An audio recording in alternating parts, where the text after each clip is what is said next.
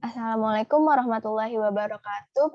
Perkenalkan saya Melati Ananda Kusuma Dewi NIM 4444190071. Saya dari kelas KMMI Aplikasi Teknologi pada PCR kelas A. Di sini saya akan menjelaskan sedikit tentang teknologi DNA rekombinan. Next. Pertama, saya akan membahas pengertiannya terlebih dahulu. Teknologi DNA rekombinan merupakan teknik penggabungan DNA dari spesies yang berbeda-beda sehingga akan diperoleh organisme yang baru dengan sifat-sifat yang diinginkan. Teknologi DNA rekombinan ini memungkinkan untuk mengisolasi DNA dari berbagai organisme, menggabungkan DNA yang berasal dari organisme yang berbeda, sehingga membentuk DNA rekombinan.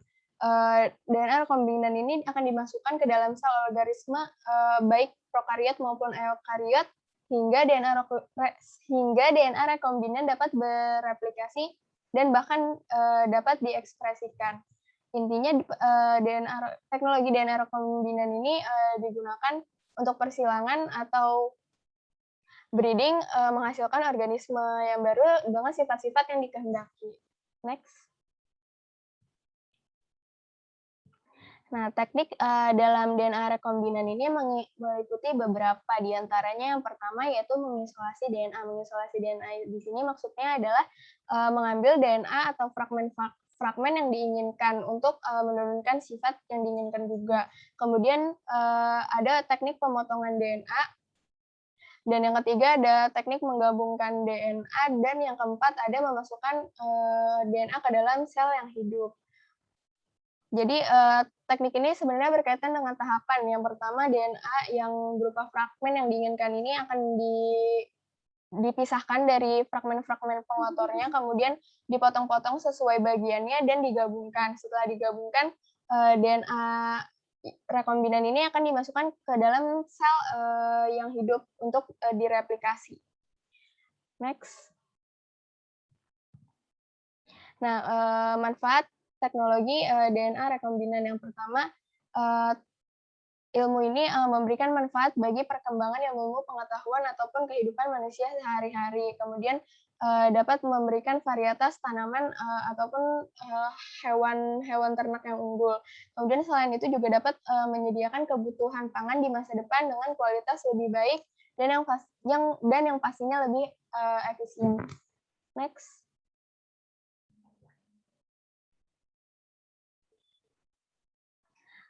Ini ada tahapan dari teknik DNA rekombinan. Sama seperti tadi, tahap yang pertama yaitu ada isolasi DNA sampel, di mana pemisahan fragmen DNA target dari campuran fragmen-fragmen DNA pengotornya. Kemudian dilanjutkan dengan restriksi plasmid, yaitu pemotongan fragmen-fragmen pada situs tertentu sesuai dengan keinginan dengan menggunakan enzim restriksi. Sesuai keinginan di sini yang dimaksud adalah sifat-sifat yang nantinya yang akan muncul, yang kita harapkan akan muncul di organisme yang barunya. Kemudian tahap yang ketiga yaitu ada ligasi atau proses penjamungan antara satu fragmen DNA dengan fragmen DNA yang lainnya. Proses penjamungan ini dibantu oleh enzim ligase. Setelah fragmen tersebut disambungkan, dilanjutkan dengan penyisipan DNA atau penyisipan gen. Ini dilakukan dengan beberapa cara, yaitu dapat dengan konjugasi, transformasi, dan transduksi. Dari ketiga cara ini sebenarnya mengaplikasikan atau hampir sama dengan teknik perkembangbiakan dari seksual bakteri, yaitu dengan tiga cara ini tadi. Kemudian yang terakhir setelah penyisipan yaitu memasukkan DNA rekombinan ke sel target agar nantinya DNA rekombinan ini dapat tereplikasi dan menghasilkan sifat di organisme yang baru. Kemudian next. Nah, ini ada beberapa aplikasi teknologi DNA rekombinan.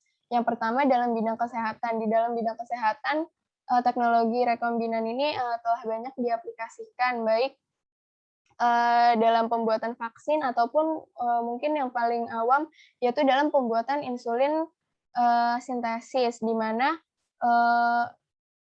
teknologi ini membantu kita untuk menghasilkan insulin lebih mudah, dan insulin ini berfungsi untuk mencegah diabetes bagi manusia.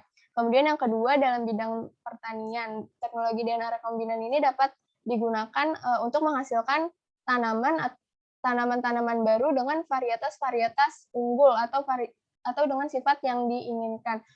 Misalnya seperti buah semangka tanpa biji, seperti itu.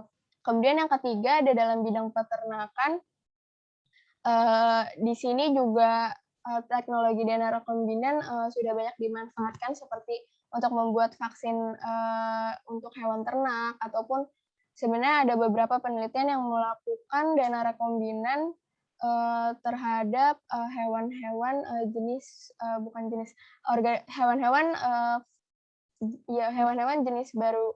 Cuma hal ini dipermasalahkan mengenai etika dalam menghasilkan organisme baru atau makhluk hidup baru. Kemudian yang keempat, dalam bidang pangan ini sendiri sebenarnya berkaitan dengan poin yang kedua dan ketiga, karena beberapa teknologi rekombinan juga dapat menghasilkan bahan pangan, misalnya buah atau sayur dengan kualitas yang lebih baik dan dengan nutrisi juga lebih tinggi, seperti itu. Kemudian next. Ya, sekian mengenai pemaparan saya tentang teknologi DNA rekombinan. Kurang lebihnya mohon maaf, semoga bermanfaat. Wassalamualaikum warahmatullahi wabarakatuh.